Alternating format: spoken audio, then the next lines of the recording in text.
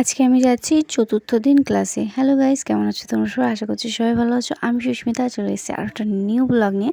তো তোমরা সাথে থাকো। এই যে দেখতে পাচ্ছ ট্রেনে উঠে গেলাম। ট্রেনের মধ্যে এত ভিড়, তো দাঁড়ানোর এই জায়গা নেই। যাই হোক, তো নেক্সট আমি একটু খেয়ে নিলাম বাদাম। কেন সারাদিন কিছুই খাইনি, এই বাদামের উপরেই ছিলাম।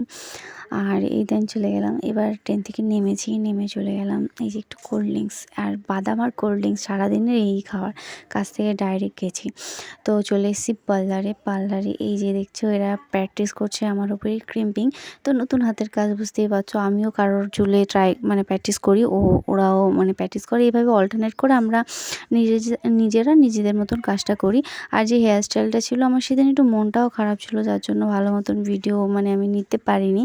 যতটা যা নিয়েছি তোমাদের সাথে শেয়ার করলাম। মনটা অনেকটাই খারাপ ছিল। কেন খারাপ ছিল, কিসের জন্য, সেটা নেক্সট ভিডিওতে অবশ্যই বলবো। আর এই যে দেখতে পাচ্ছ আমি বসে আছি, ট্রেনটা পুরোই ফাঁকা ছিল। রাত্রেবেলা আসার সময় না প্রচণ্ড পরিমাণে ভয় করে। যদি ভালো লাগে লাইক কমেন্ট শেয়ার করো। টাটা।